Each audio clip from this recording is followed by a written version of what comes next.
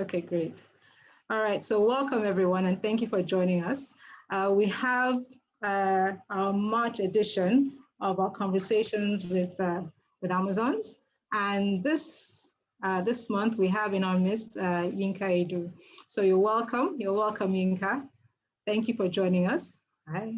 And so just so we have a sense of who we are talking to, I'm just going to read very quickly, just go through her, I can say, she's really summarized her bio for me. And this is, if I actually went to her corporate website's bio, and I thought if we're going to go through that, we might be here a little while because she's really done quite a lot.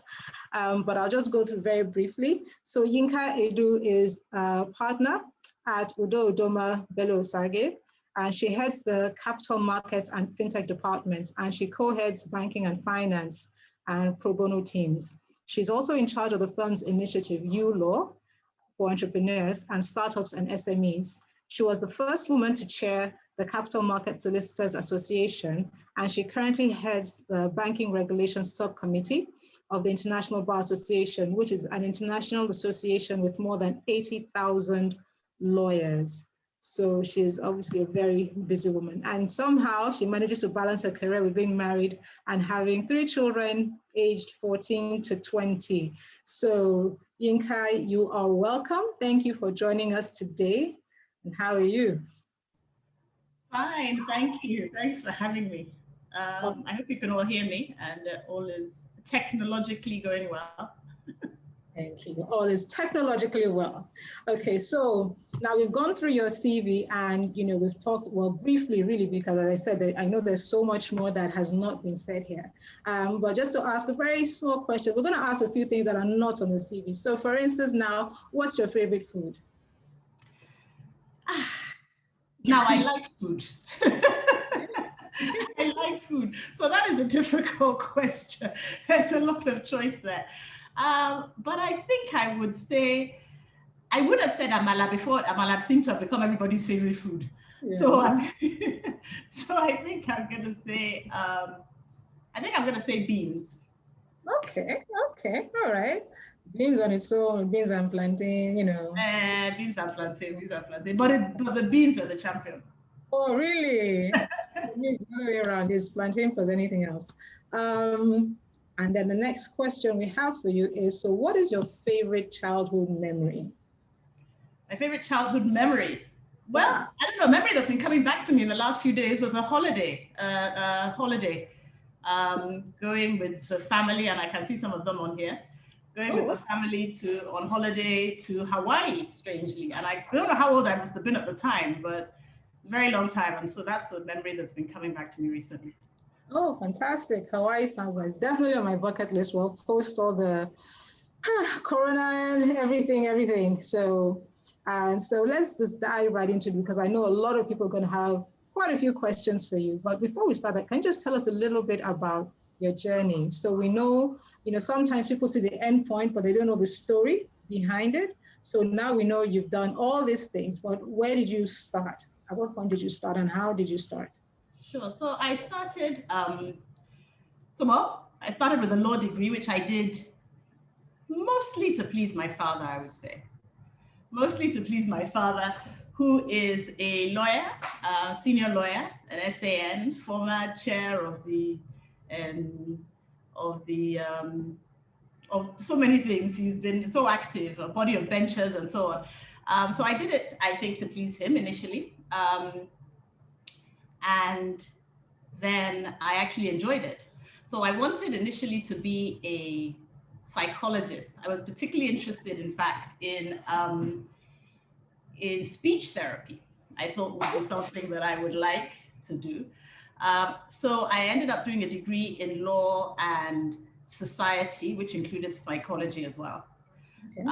So that was my degree. I decided that I liked it.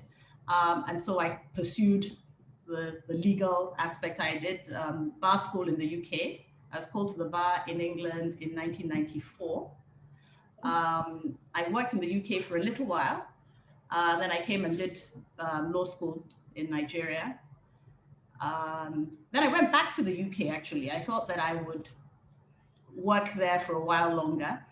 When I went to the UK, I found that, so whilst I was in Nigeria doing law school, I did intern at Udo Doma Belosagi, where I still am. And I used to go after law school almost every day, actually. So I went back to the UK, and I found that I was in a nice big law firm, big city UK law firm. So I was a barrister, but in order to practice as a barrister, you have to do, you have to get pupillage, etc. You could go as a barrister straight to working as in a solicitor's firm, so the big law firms, without having to do your articles or your training and all of that. So once you qualify as a barrister, you're a barrister. Once you do the solicitor's exams, you're not a solicitor until you do 2 years of training. So I was able, having qualified as a barrister, to work in a solicitor's firm as a professional. But I found that it was very, very narrow. What I was doing was extremely narrow. They're so specialized compared to how we were at the time. So when I went back to the UK, I was working on an investigation, which was an investigation into an insider dealing ring. And so we were in a bank in a little room every day. We couldn't talk to anybody in the bank because they weren't allowed to know what the investigation was about. Every couple of days, they would come and sweep for bugs. And we were just looking through document after document to see if we could find any evidence of this insider dealing ring. And after about 6 months, I was fed up with it. So I decided to come back to Nigeria and work in Nigeria.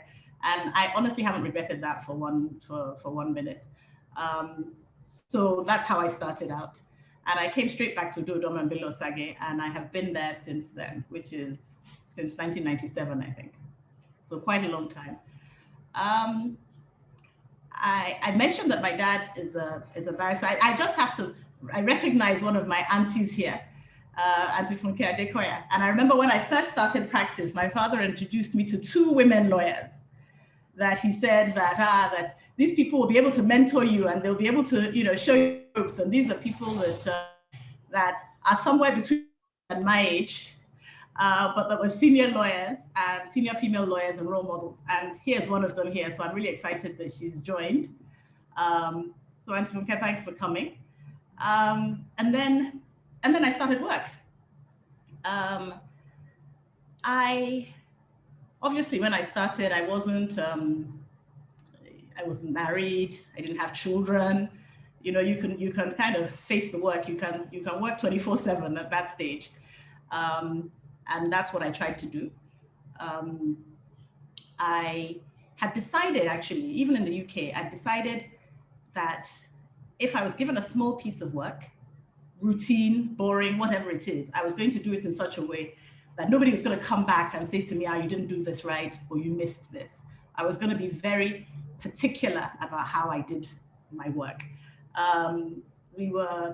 So before the insider dealing ring, I'd been working on another, I don't know if there are many lawyers on here, but I've been working on an insurance claim where there were hundreds of people that were being sued. And a defense that they had is a defense of statute of limitation, i.e. that the claim had come too late. So in law, you can there's a statute of limitation, and after a certain length of time, you can say, well, this debt that I owe you, it was so long ago that you can no longer claim it. So you can bring that up as a defense. And we had, let's say, 300 people, all of whom had been given the information at different times, etc. And we had to plow through all this information to try and find out who could rely on this defense. And I remember it was very boring work. It took weeks and weeks and months. But I decided that I was going to be thorough. I was going to do this thing. I was going to do it right. And I think that attitude, I think certainly at the beginning helped a great deal in terms of sort of working and sort of building confidence, having your seniors and other people in the firm trust you for your work. So I did that for quite a while. I was thinking about it when I was coming to talk today about, okay, so what are some of the significant things that maybe happened along the way that make a difference in how your sort of career path goes. I remember once I was given I was asked to prepare a presentation. So I was preparing a presentation. It was a big transaction. It was when Total and Elf were merging. So Total Fina and Elf. Now that we have them as Total Fina Elf. And there was a particularly, something that was novel, I guess, aspect of the scheme. And the Securities and Exchange Commission had asked us to come to Abuja to speak to them and address them on it, and whether or not we thought it was permitted under the law, and just views on it. And so we went along to this. So I prepared the slides for the partner that was going to do the presentation. He was already in Abuja for some other matter. He'd been there possibly for days, I can't remember, but certainly he hadn't been around, and I had done this presentation. And what we'd agreed was that I would fly to Abuja, and 2 hours before the presentation, I would meet him in the hotel lobby. I would talk him through the presentation so that he could make it at SEC. And so I got there and I was talking him through the presentation. He goes, look, I don't have time to, he's been doing 101 things. Why don't you just do the presentation? And so we got to SEC, and in those days when you were doing things like this, when SEC had a question, they would bring everybody, like all the heads of all the departments, and everybody would come and speak. And I was there with FCMB, actually. I was there with FCMB. I was there with Dr. Long. So there was Dr. Long, and there was the senior partner in my firm. And we all came in, and they used to have this huge room with seats all around, and they had about 40 people from SEC all sat there waiting to hear this presentation. And of course, they expected either the senior partner or Dr. Long to be making the presentation. And I remember being terrified, but I made the presentation, and it was fine, and it went well. But it's also, they asked questions I was able to answer. The ones I wasn't able to answer, Dr. Long and my senior partner were able to answer. So it was fine, but it also gave me confidence. It also gave me a self-belief that actually, okay, you can do this. It's not just about the presentation. And it was great because, okay, I mentioned that I was head of the Capital Market Solicitors Association, but the person that set up that association actually apparently was one of the 40-something people that was sitting in that room that day. And so few years later, when he said that he was setting this up and I turned up, he was like, I know this girl. She's very brilliant. She was the one presenting, even with all these people, etc. So you don't know. I didn't know he was there at the time. I didn't know our paths would cross later, nothing like that. But, some of these things, they happen for a purpose. And I guess the big issue is that you should just be prepared. I don't know. I think I've rattled on. I don't know if I told you. I'm not. Quite a few things, because you said, there's two things I'm going to pick up on that you said. Number one was you had some things to do. You didn't particularly enjoy them, but you just said, I'm just going to trudge through this thing. I'm going to make it work. So there's the attitude of diligence, because sometimes you sort of think that if I'm not enjoying something, therefore I'm just going to find something else to do. But you just have to get through it, right? And the next one you talked about was actually being prepared, because you had an opportunity, right? But had you not been prepared, you would probably, we were having a different conversation. I wouldn't have been the same. Different conversation. You're quite right. So like someone said, oh, people aren't lucky. It's when, an opportunity meets preparedness. So you're taking the time to prepare yourself, right? And so that for me is like being intentional. So it doesn't just, these things don't just happen. And so in that, I'm sure that you also had to do different, because you mentioned like when you started, you were younger, you were single, you're, doing all these things. And then over time, I'm sure and I know I got it in banking, where people are like, oh, I remember at a particular point in time, they used to call me when I was still an AGM, somebody thought they were being cute, they called me baby AGM. I'm like, why would you think that is so funny? But, that thing where people feel they need to sort of like patronize or baby you, So did you experience things like that? What are the things you sort of had to, you've come across that you had to push through, if I can use that term, like, so not necessarily confrontational, but just have to push through them? Yeah. So I think that particularly when you start somewhere and you've worked there, pretty much your whole life, which is, for me, it was, from when I was fairly young. And, when I was young, youth corper, wearing, baby lawyer, real baby lawyer. It's very difficult sometimes for people to see you as anything different. They still continue to think of you as a young lawyer, the youngest person on the team, etc. And even as time progresses, sometimes it's difficult for them to make that adjustment. And sometimes it takes time, and it also takes some commitment on your part to make sure that they see you that way. In the firm, for example, I've seen a change in attitude to women. So my senior partner now is and I won't say he was never bad, he was always good, but he really is a woman's champion now. He really is a champion for women. And often when we have, when you see different female events, Women's Day, etc., and they have some men on there speaking, he is often there because the firm has, we have equal number. In fact, we may have one more woman than a man as partners in the firm. We've had equal numbers, which is very unusual in a lot of law firms. And so we are seen as being quite progressive in that particular area, and we are. But it wasn't always like that.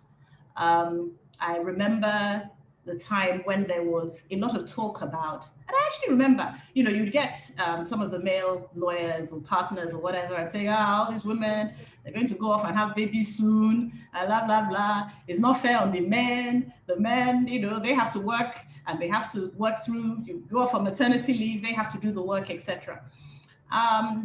And I have to, say that with the women generally, who I have worked with, I think that they have changed that through their sheer hard work and determination. I think that, there was a lot of talk about that.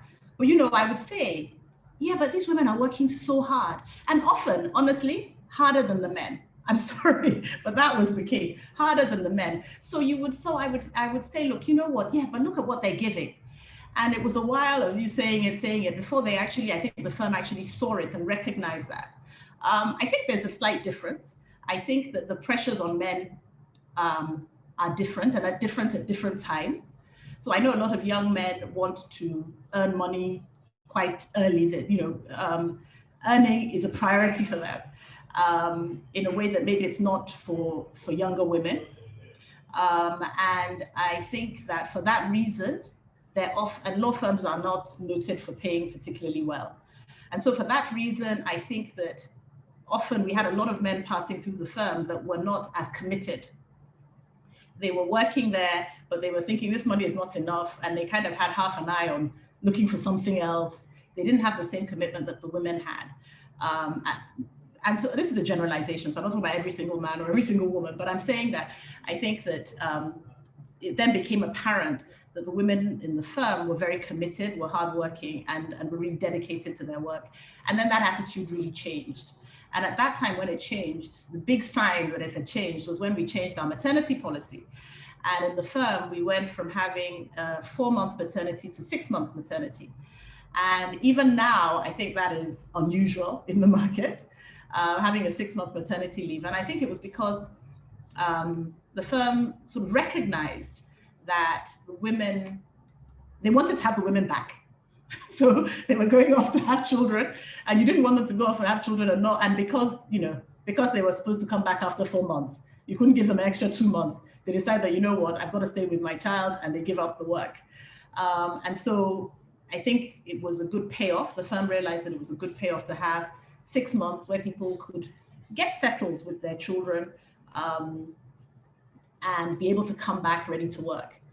And I think that has paid off. So it has meant that we have a lot of senior women in the firm, strong, capable, competent lawyers. So that's one. In terms of work, funny enough, you also have, people don't see you necessarily as a professional, and this is not just men. So I remember a particular instance, there was a lady who was a very senior corporate person in I don't want to mention the name of the organization, but in a very senior organization, and she was the managing director. And she wanted to, and as it happens, she goes to my church, so we know each other from church.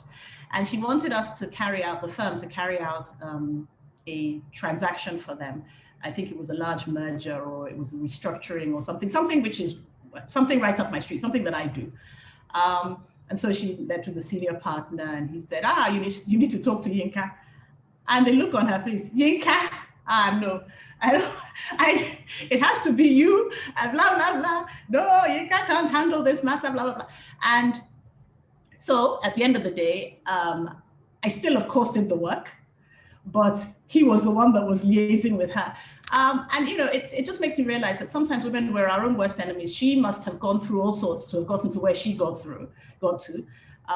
She must have had people who could, trust and rely on her to have gotten there. So I remember being disappointed in the lady. And I think that, that sometimes happens. Again, even in the firm, you sometimes get women who will say, this girl, once she gets married, she's not going to come back.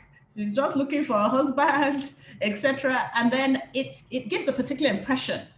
It's some of these sort of behaviors and some of this talk is sort of insidious. You start believing that person, you don't give the person responsibilities because you think, okay, maybe they're not really committed and they're not going to stay, etc. And so that type of talk, that type of loose talk, because it's loose talk, can really sort of impact the way people are perceived and progression, I think, particularly for women.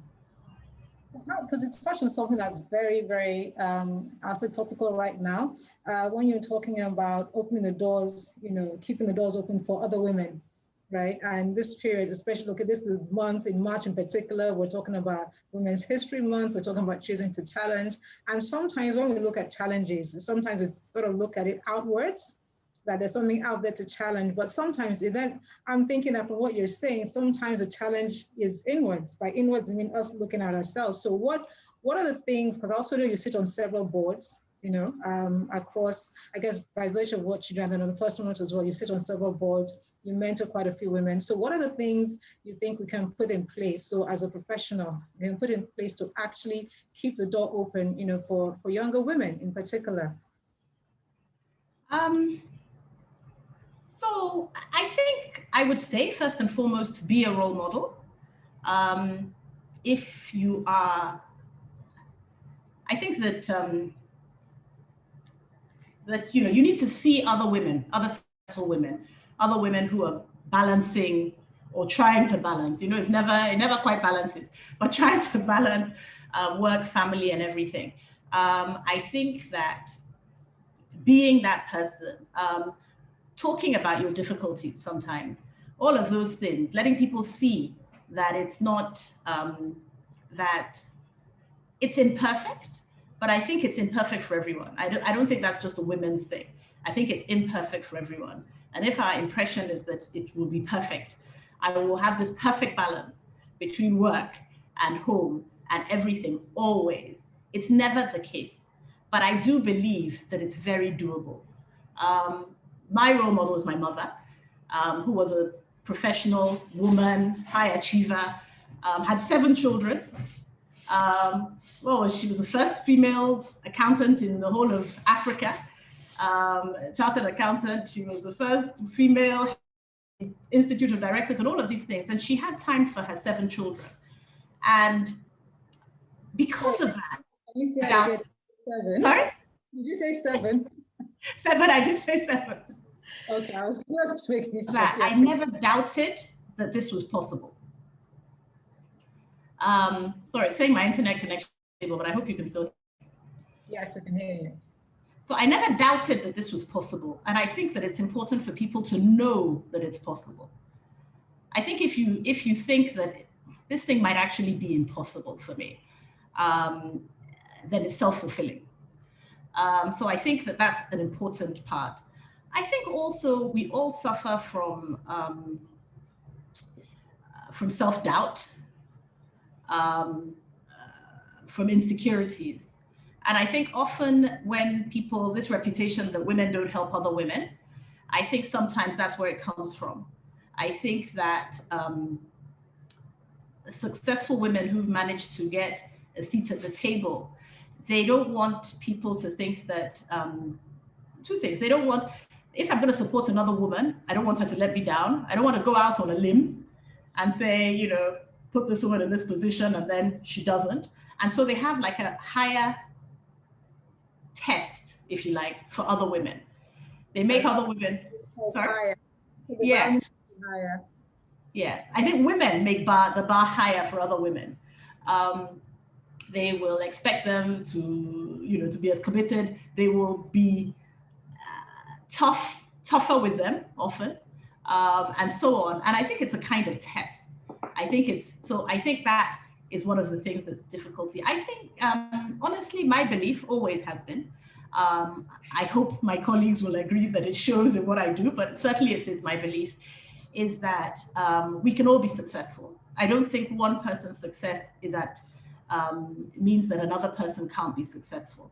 And so for me, that has always, for that reason, I don't believe that somebody works with me or is my assistant or in my team, etc., simply to make me shine.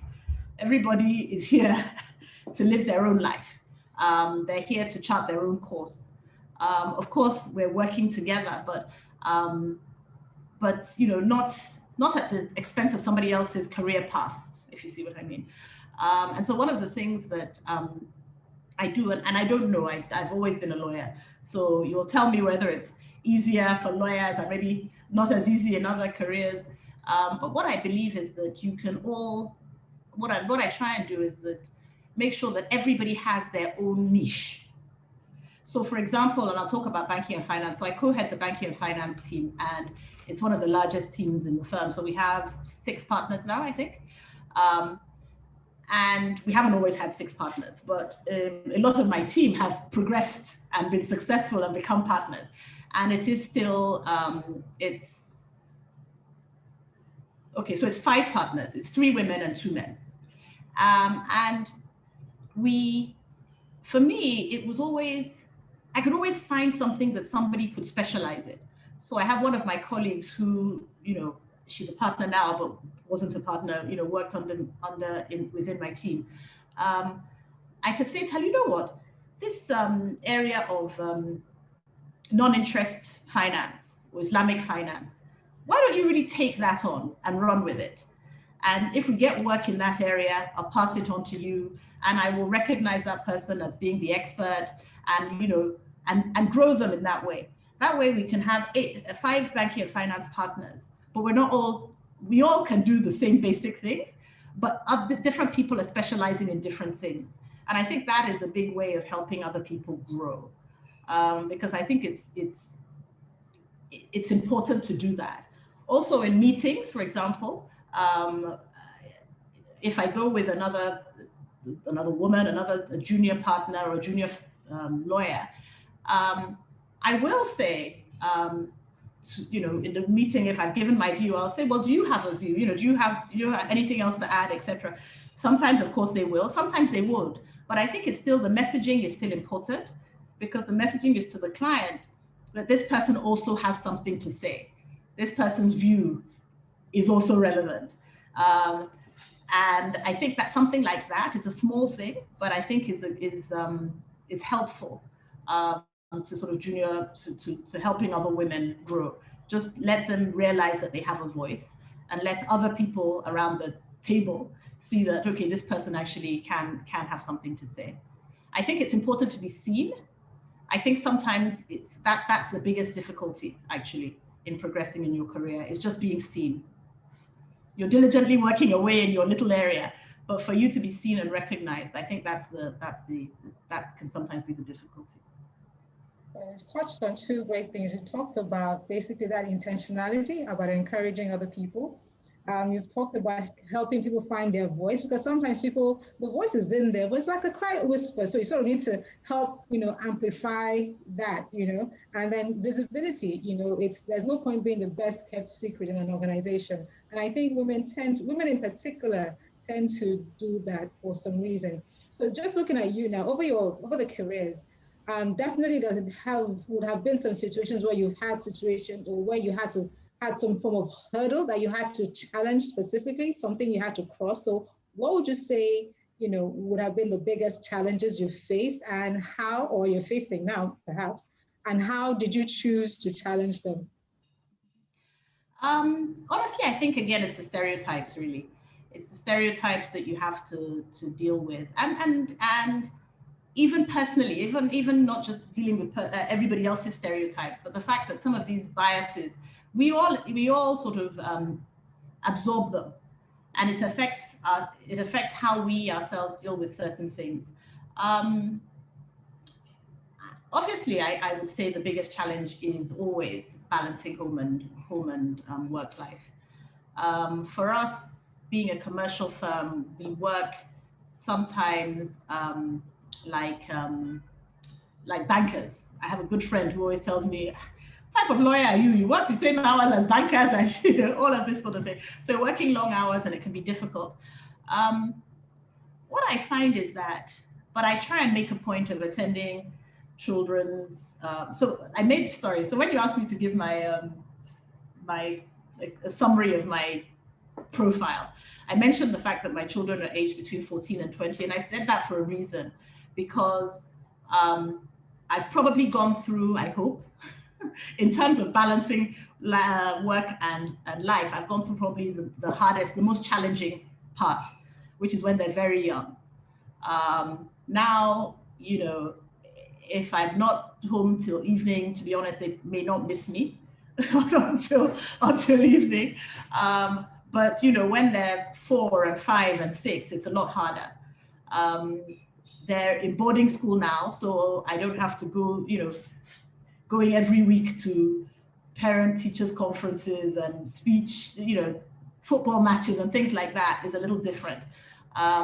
So I'm over some of the harder bits.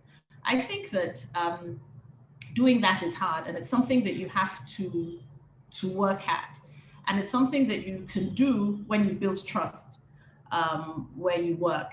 I think that the important thing is for people to trust that you are going to go to this football match this afternoon, but whatever deadline you have, you're still going to meet it tonight, for example. It's not that you're going to say, well, you know what, I really couldn't do this work because I had this football match. I think once there's that trust that you will do the work, then I think that you're given a lot more, but you have to fight for that, by the way. I make it sound so easy. You have to fight for that. But once there is that trust that you will still do it, then you find that you have more flexibility in terms of the things that you need to do at home, is what I would say, and outside of work. So I've talked about home, but there's other commitments. I've talked about children, but there's other commitments. People have other commitments. I don't know, they want to study, they have church obligations, whatever it is. You want to leave work. So with us that work long hours, you want to leave work at 5 on Mondays to go to Bible study, whatever it is that you need to do. I think that you have to fight for that trust. There needs to be that sense that you are as vested in the success of whatever the project is as everybody else. And therefore, if you are taking time off to go and do something else, it's because it's important, but you're not going to do that necessarily at the cost of the project or the firm or whatever it is. But it's something that you certainly have to fight for. So I think that's a constant, but as you said, I think it was, I can't remember who was listening to who said, during the time when her own kids were growing up, was not just a balance of her not being there, but finding out which other person was there to help with that mommy network. And she said, look, I wasn't there, but this other person wasn't there, but this other person wasn't there. So I think for us as parents, as mothers in particular, as working moms, I think that network is really important. I think you touched on that really you can't do it on your own, So I think, as you've said, it's important to have that network. And even as you're doing that, so it's easier, what I'm hearing you say, that it's easier for you to show up, your place of work and to be trusted, so because people need to trust you to be able to say, okay, fine, at least we know Yinka's not physically here, but we know she's going to deliver, and that takes time. Absolutely. So and as you talk about network, I can see some of my network on this call. I can see some of my support network on this call. My wonderful sisters I see here. You said you're more for the like that's a network on its own, right? Absolutely. So how do you balance the networking thing? Because I think sometimes we're not, when I say females are not very, very good at networking. We are good at doing the job, and particularly in, it's your sort of field where, there's a lot of work to be done. There's a lot of paperwork in the background, and it's one person that's showing up. So how do you get forward? How do you put yourself forward, without looking to see me, show me, but, how do you do that? How would you recommend people do that? I think that it is all about, again, so if you are good at your work, I think that it will show, it'll speak for itself. I think, though, that it is important that you make connections every time you work. And I think that, if I'm in a big sort of capital markets transaction, for example, and I'm giving that as an example because there's always teams and teams of people on those types of transactions. You have 3 sets of lawyers. You will have 2 or 3 financial institutions. You will have all sorts of different, you have trustees, you'll have this, you'll have that. So those are sort of big transactions. I think it's a great opportunity to just get to know people. And one thing I always think as well is that you really have to work at not letting your relationships slide. I agree that it is harder for women. So I'm sometimes, when you want to network, you might say to someone, you've forgotten me, isn't there any work, blah, blah, blah. And then maybe it's a man and he says, okay, so let's meet for a drink somewhere and have this discussion. And it doesn't happen to me often. But if it does, my alarm bells go off. Now, it could be that I'm being paranoid, honestly. It could be that I'm being paranoid. So I'm definitely not telling everybody you need to have your own, your own comfort zone. And I'm very uncomfortable with that, or maybe sometimes I'm uncomfortable with that. So it's something that I avoid. But actually, there's a huge network of women out there. I belong to a WhatsApp group of international female lawyers, and we just set up that cross-referral group. There was nothing particularly formal about it. So we've got IBAs, etc., that are very formal.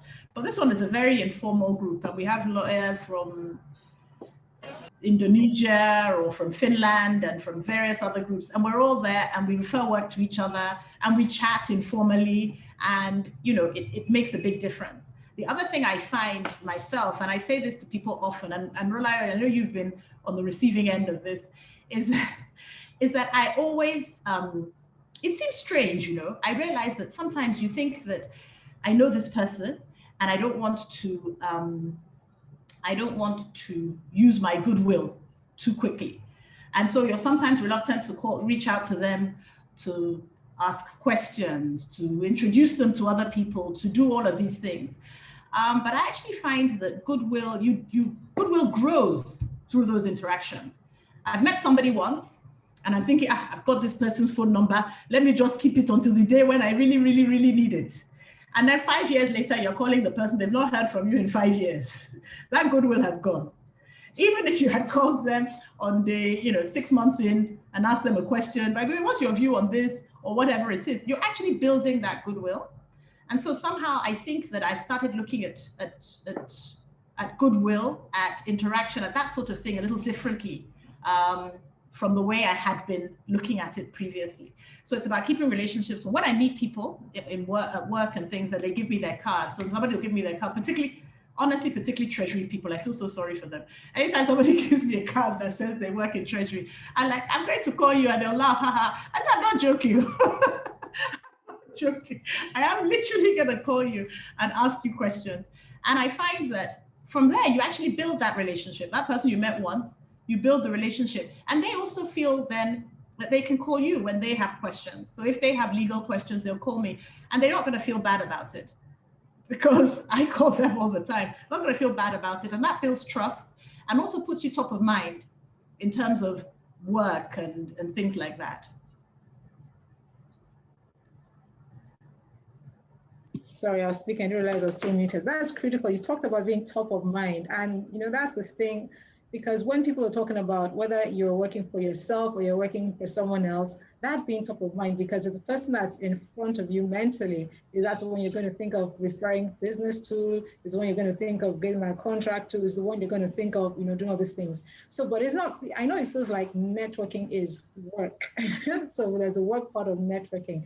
But one of the things I've taken away from what you said is that it's important to keep your network, even if it's not hot, but at least warm, keep it warm, keep that conversation going. And so I would also ask now that as far as that goes, because now especially with what's happened the last year with COVID and all whatnot, physical interaction isn't necessarily what it used to be, right? So how were you able to keep doing that? Because you're chairing a lot of teams, you're chairing a lot of committees and all these things. So how are you able to keep that engagement going without being able to physically see it? Because there's still something about human interaction, right? So how are you able to keep that going even in these times? Look, I had made a commitment about doing more networking this year.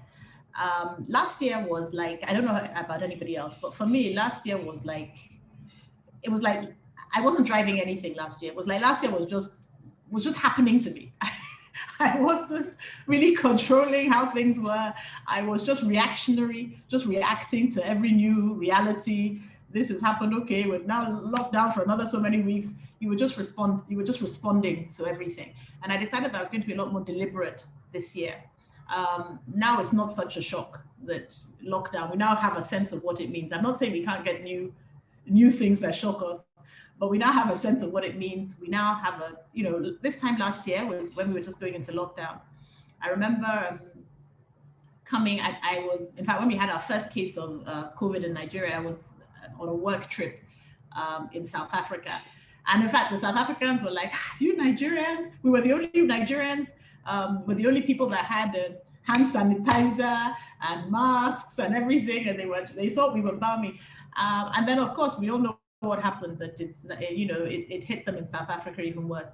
But this time last year, I couldn't imagine not leaving my house for 10 days or 2 weeks or whatever, when we said initially. So when I flew back into Nigeria, you obviously had to stay locked down in the house for 10 days, not go out, etc. It seemed impossible. It seemed difficult. I couldn't imagine how it would be. And now I can easily do that. I've now learned how to order things, there's a butcher's online that can send meat and things like that. I've now learned how to work from home. And so this year I decided that I was going to be more deliberate about things. I was going to, if I've neglected, which I had, if I neglected networking, I was going to do more of it this year. And it has been virtual. But honestly, it has meant that I've been able to achieve a lot more. If I was physically going to meetings, I would be sitting in traffic. I probably wouldn't be able to do more than 2 a day or whatever it is. I can do a lot more than that virtually. But I think that, so that I think has helped. Obviously, having your camera on helps. You see people, you know them. And then also, as you said, just staying in touch. WhatsApp has been amazing. Before lockdown, I felt that I could only use WhatsApp with sort of personal friends. It was unprofessional as far as I was concerned. Now it is the way we all communicate. You can just actually, if you have somebody that is a professional friend, maybe their work colleague or their client or whatever, but you've developed some sort of rapport with, you can send them the odd joke, which you wouldn't do by email. You can send them the odd joke, you can do the odd thing. So I think that it's actually opened up and blurred those very formal lines that we had previously. So there's something you said earlier on about, being real and not painting the impression that everything is perfect. So one question I would ask would be, so do you remember a specific time where, a specific experience where you feel you should have done something maybe a little bit differently? And if you had to do it over again, what would you change? So I'm a big believer. You're right about keeping it real. I'm a big believer in keeping it real. I think that it's funny. I never knew I never knew there was a professional or official name for it. until last year. So last year I did a McKinsey course, a McKinsey leadership course, and I learned about psychological safety and about having everybody that I work with, making them understand and realize that that it's okay to fail or to make mistakes, to create within your team or workplace an environment where people feel able to make mistakes, because that is the more creative environment, a more innovative environment. Those are the sorts of teams that grow, rather than teams that do literally don't want to make a mistake and therefore are not as open to change and to trying new things. And it's something that I have tried to do by always being honest about my mistakes, honest about, when I make a mistake. I let my team know when I'm nervous, when I think I could have done something better. I think it helps because everybody always gets the impression that everybody else has got it sorted and has got it right. And they know what they're doing. And it's only me that is struggling. And I've got to hide the fact that I'm struggling, which I think it honestly doesn't help. I have a colleague last year, for example, who went to have a baby, her first child, and she came back and she'd had 6 months off. She'd had 6 months off maternity.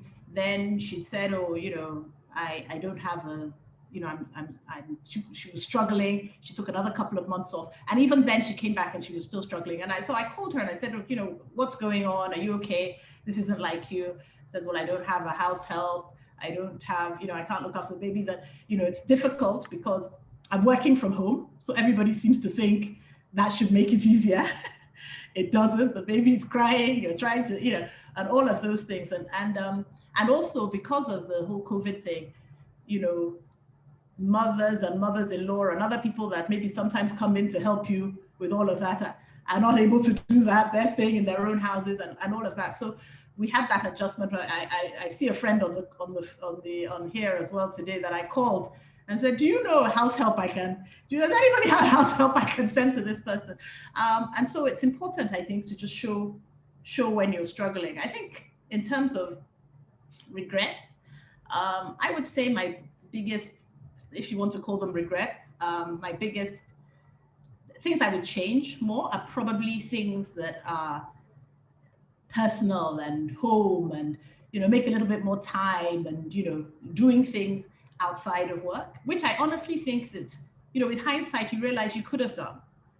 You always think it's the end of the world. Look at lockdown. You always think it's the end of the world. If I can't be in the office at this time, it's the end of the world. Now we see that it's not. So I think getting your priorities right, I think is very important.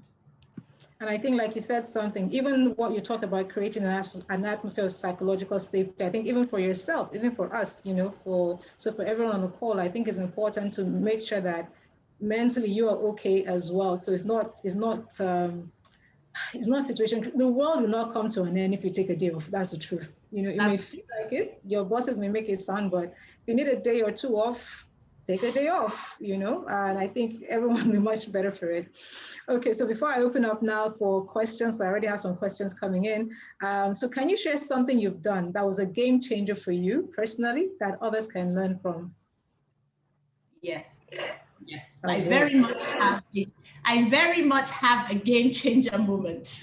Awesome. Yes, let's hear. I'm very glad that I don't think anybody in my office is here because they've probably heard it before. I very much had a game changer moment. And again, it was actually a big merger. It was a big acquisition for a bank. It was actually Oceanic Bank. I can mention that now because the transaction actually didn't happen. But we had I was very junior at the time.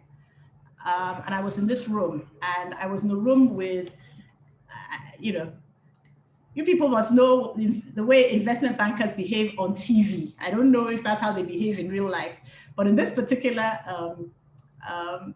scenario, everybody was behaving like they were on TV. They were all behaving badly. Everybody was yelling and screaming. There was so much sort of testosterone in the room. There were very few women, and I was certainly a very junior person in the room. I don't remember any other women, but there probably were other women in there, but certainly I was very junior. And they have a big round table. And I've mentioned in some of these types of transactions, M&A transactions, etc., there are a lot of parties. So I was there with my senior partner, some clients who had come from abroad, who were trying to buy Ushionik. And we looked at a memorandum of understanding that had been signed, and so on. And everybody sat at this, and there was a huge table, loads of people around the table. And there were people like me, who were the junior people, who were sitting on the edge by the wall, not around the table. And then there was this huge argument started off. And they said, people said, well, this transaction, this is not what's in the memorandum of understanding. We're not going ahead. If you're going to do it this way, we won't proceed, blah, blah, blah. And everybody, just the whole place scattered. Everybody stood up and was screaming and shouting, etc. And I was listening to all these people, and I was saying that, but what X organization is saying, advisors are saying, and what Y organization is saying, completely different. They're not actually talking about the same thing. But everybody was so busy yelling and screaming, they didn't realize nobody was listening to anybody else. So they were arguing. I mean, it was, I could see very clearly that we could do what A wanted and do what B wanted without any conflict at all. And so everything scattered. We all left. And then I went, so we were with these foreign clients, and I was with my senior partner and the investment bankers on our side, and we all sat there and they were all like, I can't believe we came all the way to Nigeria and the deal is off and blah, blah, blah. And I was sitting there and I was thinking, should I speak? Should I not speak? And eventually I said, well, actually, in a very small voice, well, actually, I don't think that there really is this conflict that you think. And, they listened to me, and my partner said, yes, no, you can explain, blah, blah, blah. I explained. The investment banker said, well, she's right. And these other people said, yes, blah, blah, blah. And they went back to there. And actually, after that, the transaction went ahead. Like I said, didn't close in the end. But that particular issue was resolved. It went ahead. And that taught me quite a lot. It gave me a lot of recognition with the client. And so even though I was the most junior person in the team, they always wanted me on their transactions.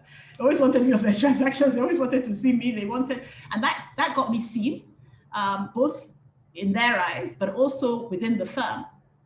And it was, and it taught me, obviously, to speak up, and also to listen. And I find that that's the biggest. So the reason why I say I've told it many times in the firm is because I'm always telling it, particularly to new intakes, that you have to listen. Listen. Lawyers like to speak loudly. They like to argue. I honestly think that you gain a lot by listening. So for me, that was my big game changer moment. I think that definitely built my confidence, and also my sense that actually, no matter how junior you are in a particular team, you have something of worth. And it's also something that I think that I carry forward now in terms of people within my team. I encourage everybody to speak. It can only be for the good. So that's my game changer moment. Awesome. So listen, and that what you said, it sounds so simple, and yet it's really profound, because you find that many times, especially in high octave meetings, right? People are not necessarily listening. I think they're more focused on what they have to say and making sure everybody hears what they have to say rather than what somebody else is saying, So I think listening, it's amazing how something that seems so simple can really be so profound. And as you rightly said, just being able to pick up, that opportunity in that is really fantastic. Okay, so I've done a lot of the questions and everything. And so some questions have been pouring in. So let me just say now, so if you have any questions for Yinka, you can either raise your hand and you can unmute you, or you can put your questions in the chat room. But I'm just going to go with some of the questions that have been sent one-on-one. And we're saying that, okay, so let me try and rephrase it. I'm saying that from what you said, a lot of times in the meeting, you're very likely one of the few, if not the only woman, because some of the areas you talked about is the capital markets, banking and finance. So how have you sort of held your own within that environment? I find that even though you don't, let me talk about the capital markets community, because it's a slightly smaller community than banking and finance. And so it's a little bit easier to sort of recognize the community and who's in it. So we have monthly meetings, we have quarterly meetings, CMC meetings where everybody attends, all the stockbrokers, all the issuing houses, all the trustees, custodians, lawyers, etc. And so you recognize each other, you know each other. You may not know absolutely everybody, but you know each other. So there's hundreds of people in the room, but you know each other. And I find that I know a lot of, that there's a rapport between the women that work within that community. You recognize each other, you support each other, you ask each other questions, etc. So I find that that helps. I think that I value it, and the sense I get is that the other women value it. You can, having other women, first of all, you need to know what you're doing. You need to know what you're doing. You need to make sure you know what you're doing. You need to make sure you're prepared in any room. And that, the first time you make a statement, particularly if you're let's say you're particularly young, for example, or maybe you're particularly small, physically small. Some women, I remember one of my older sisters, she said one time, she goes, I'm going to go and put on weight. So I went to an office. It was a friend of mine, a colleague, we're the same age, etc. And his receptionist called and said, there's one small girl here to see you. She said she was so offended and she's going to go and put on weight. So sometimes if you're physically small or you're young, etc., it's difficult for you to be seen, heard, recognized, valued. But I think that the first way to deal with that is to make sure you know what you're doing and what you're saying. But then I think also, I think women can support each other. I really do. I'm not saying at the cost of doing work with men or anything like that. But I think that there is like I say, if I go into that room for CMC meetings and there's hundreds of people and women, but there's still not nearly as many women as there are men. And so you kind of recognize each other, you support each other, you refer work to each other, and so on. And that's how you just sort of build that, I find, and build the confidence. I go into a room now for a transaction closing, and I can say, happening, or this person, what's this? And there's just that rapport. I think it just comes. It's a little harder with banking because banks, there's so many bankers. There's so many bankers. And they don't all gather together. At least they don't invite me to where they gather together. It's okay. They don't all gather together. I can tell you that for free.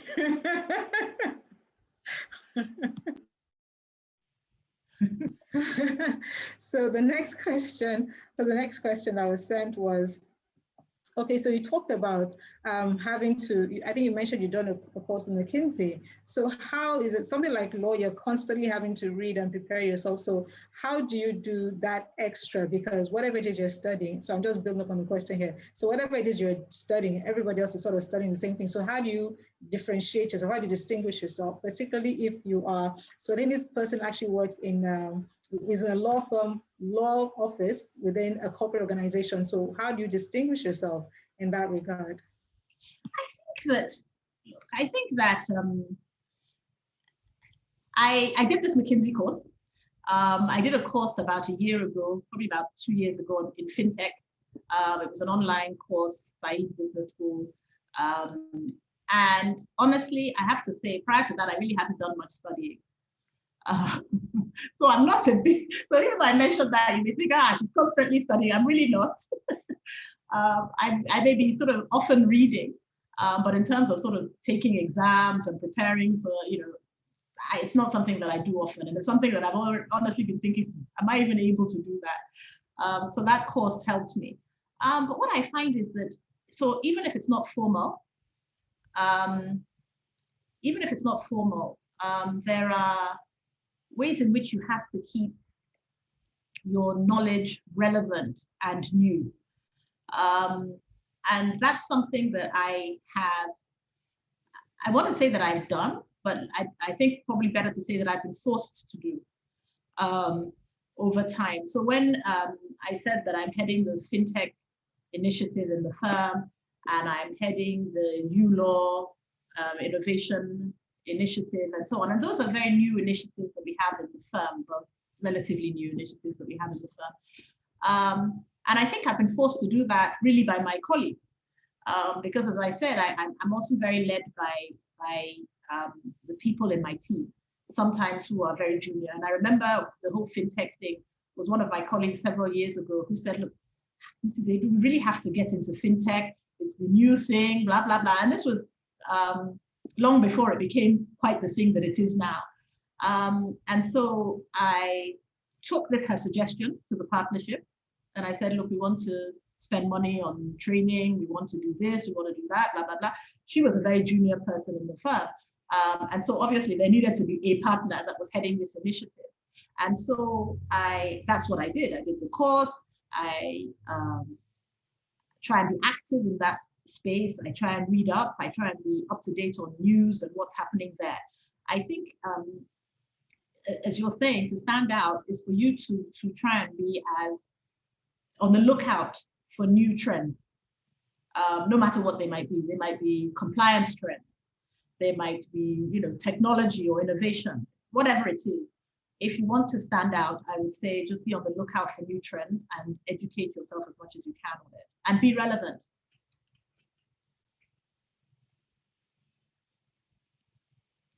So I was just muting myself. Be relevant. I think that's really important, especially I think at the pace that life is moving now. Because if you think about it, there's some things I think, that was last year, and reflect and I realize that it was actually 2-3 years ago. So time is really moving, so being relevant.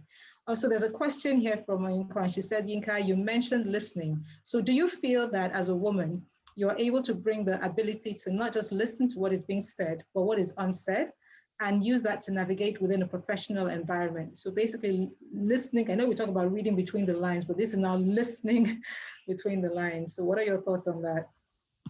I think so. I think I couldn't stress the importance of listening and being aware of what other people are saying or not saying enough. I think it's vitally important. And I say that because I say that not just but even for clients. Sometimes, they'll ask a question and you have to kind of understand what they may be asking but not asking, what their real concern might be. So in addition to sort of your fellow lawyers or people, there's also even with the clients. And to be honest with you, even your children, you have to listen to what they're not saying, probably even more than what they're saying. So absolutely, I think it's vitally important. So another question, another one-on-one question that was sent was, I think people are really quite focused on this listening thing, because as you said, as a lawyer, people tend to speak more than listen. So have there been times when you've listened and you found that perhaps this is not something you should be doing, meaning in terms of the client? Perhaps this is not a brief we should take? Yeah. Yes. I think sometimes you have to listen and often I find that if a client is doing something they possibly shouldn't be doing, it's usually not everybody within that organization that thinks that they should be doing it. There are usually some people there who are also thinking, I'm actually not very comfortable with this particular thing. And honestly, they will thank you when you mention it. When you suddenly say, well, you know what, did you mean that this is what you did? Or, this isn't quite the way it should be. You will often find that somebody will jump in and say, yes, no, please tell us more about that. Because they have also been looking for somebody to bell the cat, somebody to say, we're actually not very comfortable with this. So I agree with you that, yes, so for sure, sometimes when you listen closely, because people try and fudge over. I always get suspicious when people talk fast. People tell me I speak quickly, so I don't know. But I get suspicious when people speak quickly. You're sort of saying, hold on a minute. And they said, yes, we just did it that way because, and rush on. I'm always suspicious of that. So yeah, you have to listen closely and analyze. Again, because you don't want them, particularly as a lawyer, you have to be careful because they'll say, yes, but we discussed it with our lawyer and the lawyer said it was fine. So it's very important that you actually slow them down and understand what it is they think they've discussed with you and you said it's fine.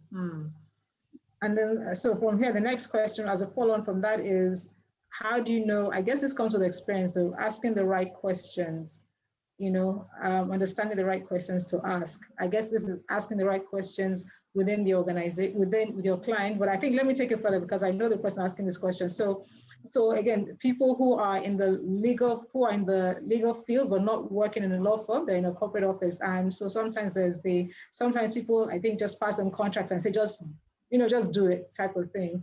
So how do you manage that and ask the right questions, particularly to senior people within the organization? Yeah. Yeah, I feel your pain. I think that, honestly, I think you're right that asking questions is probably the key. Sometimes you can't say, I don't think this is a good idea. Sometimes you can't be completely blunt. It may be that it's easier as an external lawyer to be completely blunt. So that's why I'm saying that. So I can understand sometimes internally. I know sometimes internally people refer things externally just because they're just going to push back if it's me.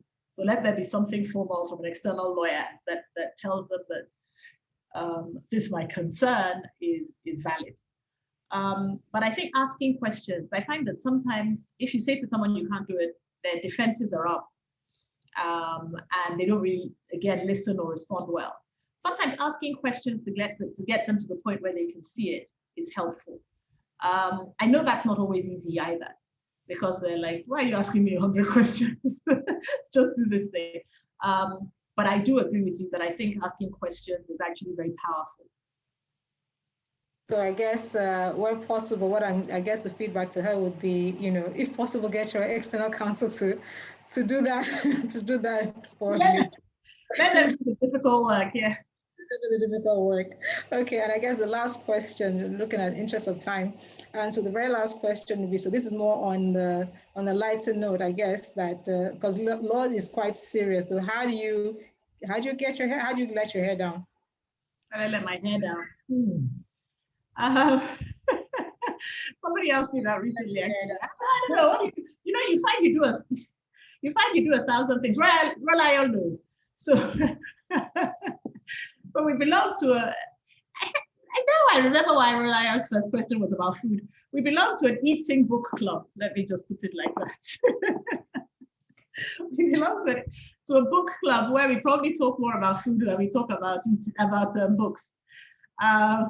So I think that it's just doing sort of social events. I'm not great at sports. I do join. In theory, on paper, play netball. There's a netball group that I belong to, and I occasionally attend. I like to eat. I like to eat out. I like to cook. I like to. When I say I like to cook when I can enjoy cooking. I don't like to cook to a deadline every day. That I don't like. I like to cook when I can enjoy cooking and experimenting with food. I like working with children, actually. So I'm active in the Sunday school in my church. So just different things, I guess. I like to travel. I like to travel on holiday. I don't know if I like to travel for work. I think that's the jury's out on that one, even though I used to travel quite a lot for work. But yeah, I like to travel. I like to visit new places and see new things. I guess that's how I let my head. And I like to read, but fiction. Yes, eventually. So there is, so just so that we're painting the right picture, we do read in the book club at times. We don't just eat. Yes, we read. We do read. Okay. So at least, I guess the good thing is that, for me to summarize, would be in everything there's a balance. You said that the balance is never, so it's not equitable, so it's not 50-50 all the time, but there is something that's always being juggled. You said some critical things which are taken away here. Psychological safety, that's stuck in my head, that is important to create a safety, psychological safety for your team, so people know they can be vulnerable around you and that you as a leader can also be vulnerable. obviously within the right circumstances. You talked about listening, saying it's really important to what is being said as much as what is not being said. So I guess to feel the pulse of what's going on around you. You talked about keeping your knowledge relevant, that, it's important to stay on the lookout for new trends to stand out. You have to be relevant. Nobody wants, yesterday's news. So what is happening today? What is happening tomorrow? Study if need be. So study, you don't necessarily have to go back to school, but, go online, research new things, find out what's happening, find something that other people are probably not looking at, so you can take that on. So you mentioned that earlier. So I guess you could use that to create a niche for yourself. The truth is that there's enough for everybody, so there's no need to hoard knowledge, there's no need to hoard expertise, and there's no need to hoard the limelight. Let other people shine. As a leader, help people to find their voice and help people become visible. So I think everybody keeps, wins from there. And you also talked about relationships, as important to keep relationships, keep your network warm.